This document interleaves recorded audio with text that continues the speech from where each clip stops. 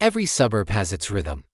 The school bus groan, the lawnmower roar, the twilight chorus of children called home for dinner. It's a lullaby of normalcy. A promise that here, in these sun-bleached, neatly plotted streets, the world is predictable and safe. But in the late fall of 2025, in a quiet Florida community where palm fronds whispered and sprinklers hissed, that rhythm skipped a single, catastrophic beat. In the silence that followed, a horror unfolded with such cold, deliberate cruelty it would eviscerate the very concept of safety, leaving behind only a ghost of a girl. And a question that haunts the American soul: how could this happen here? This is Danika Troy, 14 years old. Her smile, captured in 1,000 sun-drenched photos, was a beacon of unguarded light. She was the girl who remembered your birthday, who would share her earbuds if yours died, who texted her mom little heart emojis just because. Her world was a constellation of typical teenage concerned: school, friends, the fragile social ecosystem of the 9th grade. Her story was meant to be one of proms and yearbook signings, of driving tests passed and futures dreamed. Instead, on December 4, 2025, it was catalogued, numbered, and sealed into the coldest of files: a homicide. The first reports were fragile, trembling things, a missing teen, a community's worry. Then, the details seeped out, each one a hammer blow to the heart. She wasn't just missing, she had been lured by people. She knew she had been shot. And then, in an act of almost incomprehensible violence, her body had been set on fire. The public outrage was immediate, a national gasp of revulsion. But behind the headlines, a more intimate horror was taking shape. This wasn't a random act. The alleged perpetrators weren't shadowy strangers. They were her classmates. They sat behind her in history. They passed her in the hall. They knew the sound of her laugh. Imagine the scene, in that remote, pine-scented Florida clearing as dusk bled into night. The air, once carrying the scent of orange blossoms and damp earth, now thick with the chemical tang of accelerant and the primal, gut-churning smell of smoke that was not meant to be. This was not a crime of passion's white heat, but of a chilling, premeditated ice. The lure was the first betrayal: a text, a promise of inclusion, a trap woven from the very threads of adolescent desire to belong. The gunshot was the second. But the fire was something else entirely. It was an attempted erasure. A third murder, targeting not the body, but the identity, the memory, the very evidence of a human soul. It speaks to a depth of nihilism, a desire not just to kill, but to uncreate.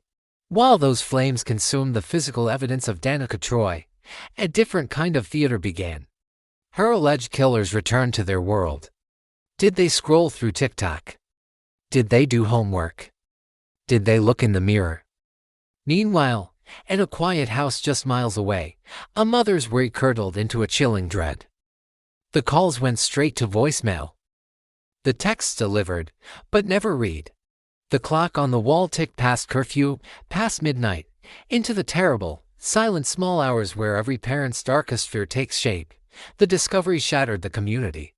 A memorial of stuffed animals and candles bloomed at the school gates, a fragile, colorful wound against the chain-link fence.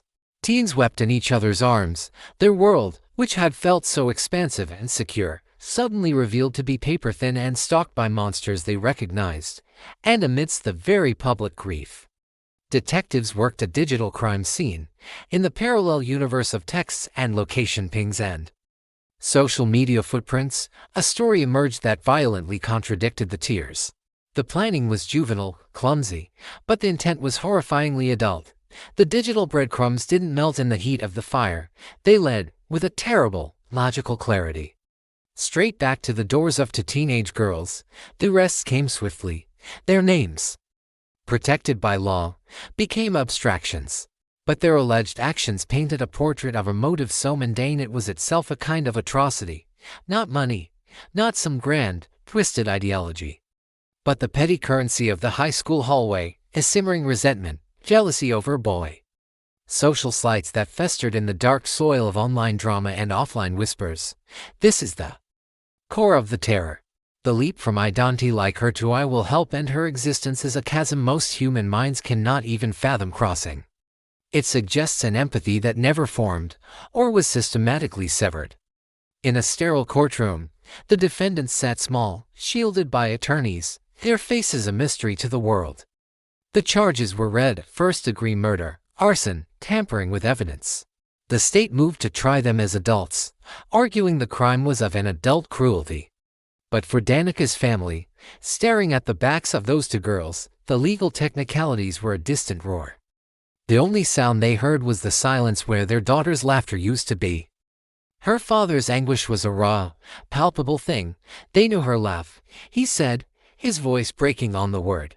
How do you go from knowing someone's laugh to this asterisk? The aftermath is a ghost town of trust. Parents now eye their children's friends with a new, fearful scrutiny. Who are you really going out with? Carries a weight it never did before.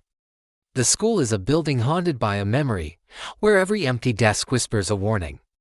The tragedy of Danika Troy is not just the loss of one bright, beloved life. It is a seismic event that fractures our understanding of adolescence, of evil, of the world we think we've built for our children. It forces us to acknowledge that the monsters of the digital age are not lurking in dark web alleyways. They are crafting their plans in group chats. They are curating their alibis on Instagram. They are sitting in the next row, sharing the same classroom air. Danika's story is a stark, devastating lighthouse beam illuminating a terrifying shoreline.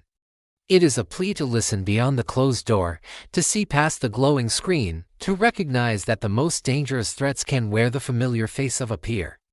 The lullaby of suburban normalcy has been broken. In its place, there is only a vigil and the relentless, haunting question of why. Her light was extinguished in an act of profound betrayal, a fire meant to destroy all evidence of her, but it failed, because we remember Danika Troy.